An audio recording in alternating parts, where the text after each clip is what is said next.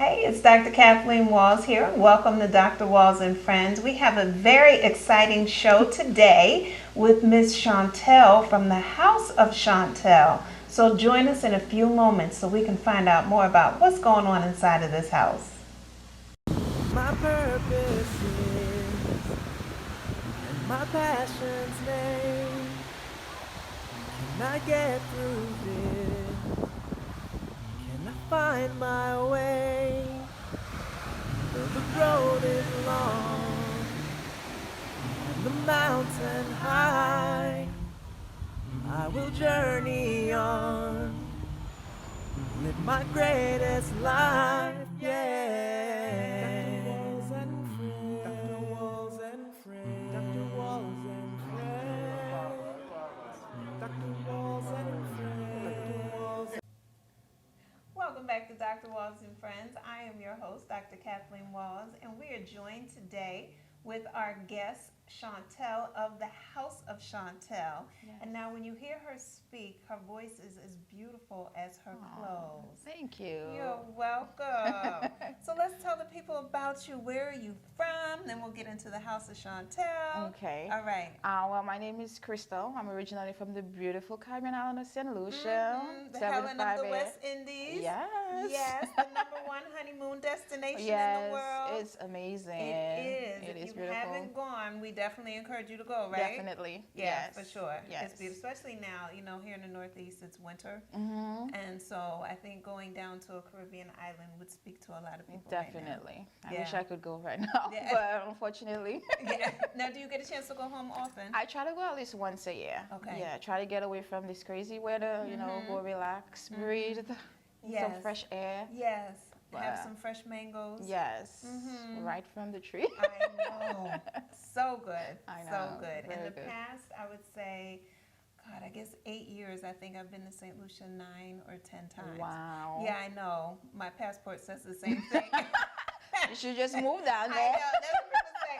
Like when I go, they're like, welcome home. I'm like, Your second home, right? yes, I'm an honorary Lucian now at this point. So some have Welcome. said. Yes, exactly.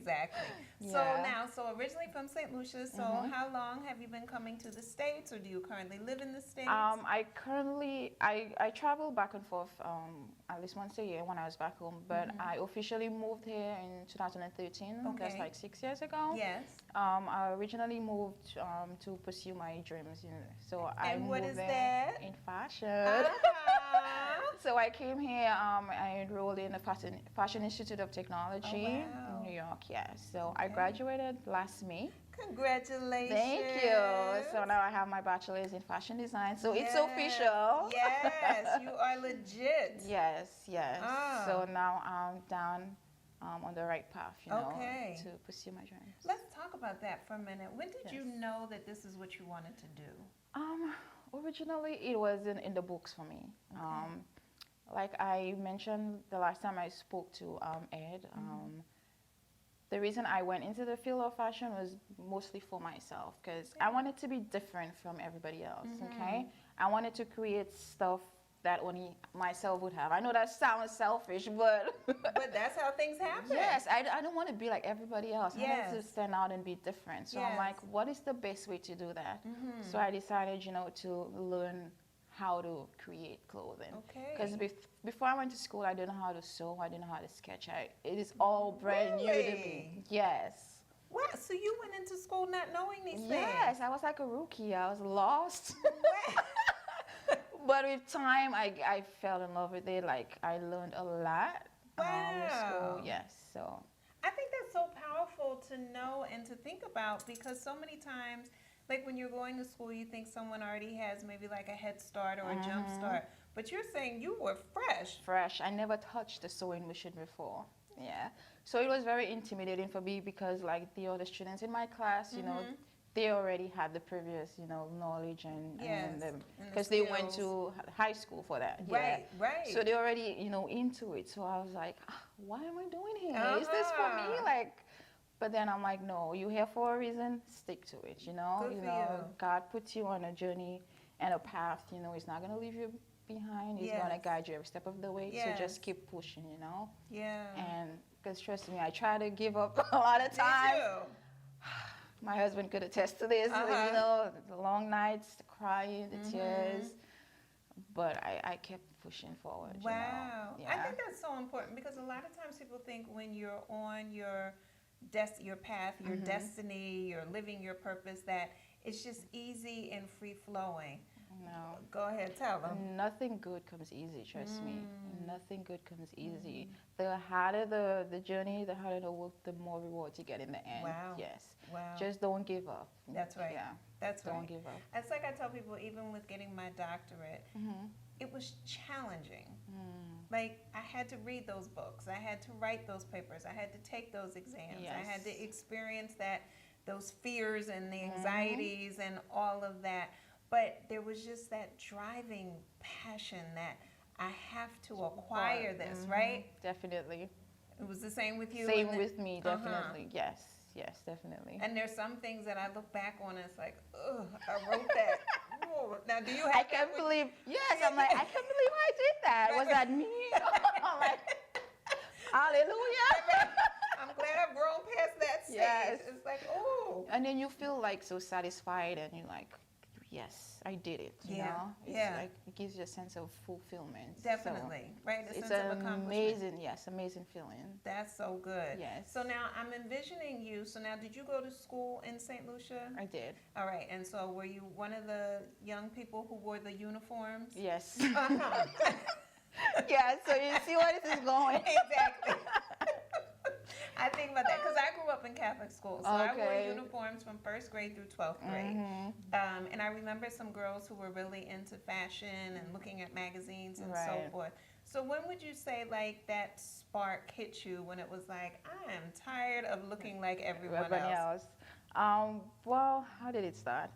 Well, I was in a modeling agency when I was back home.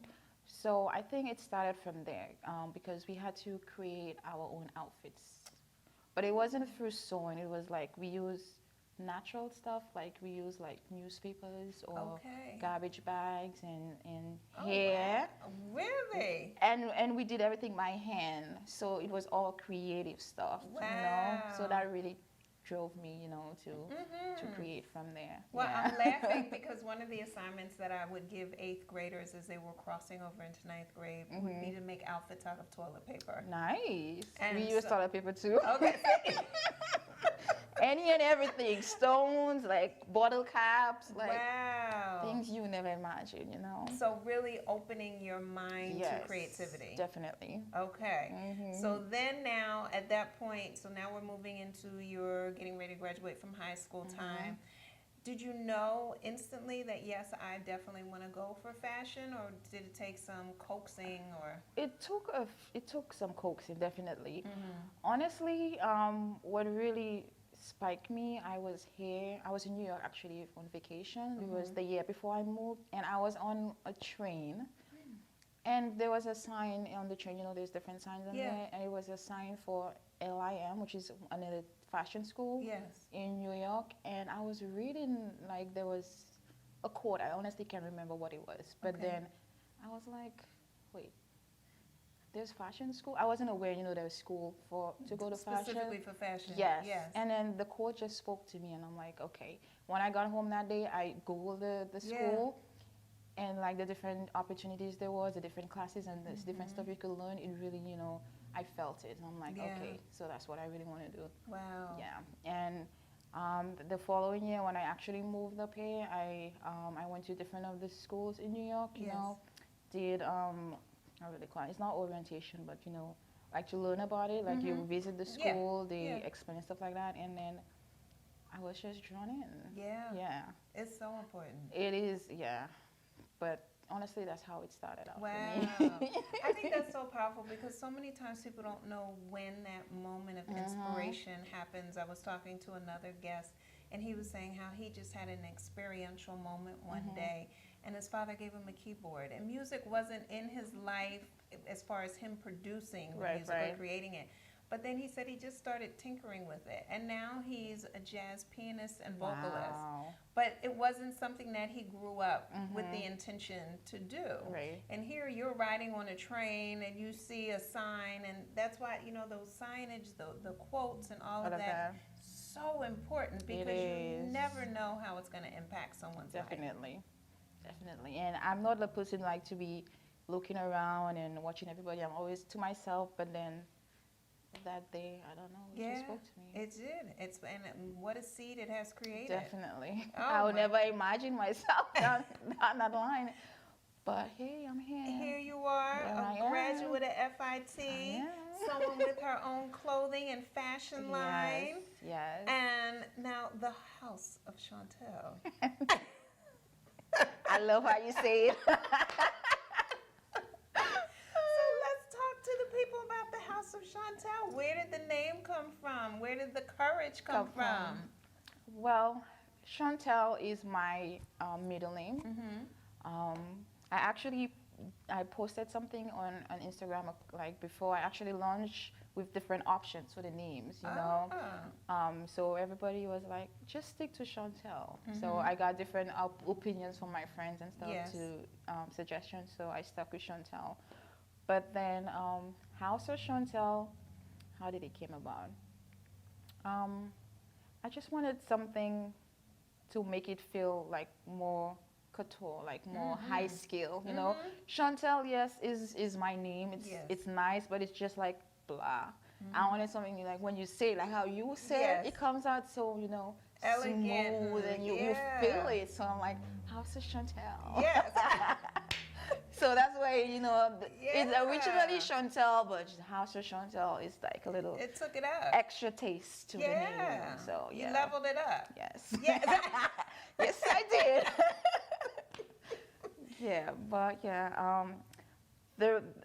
So how did it come about? Originally, it was my intent to actually make clothes for people.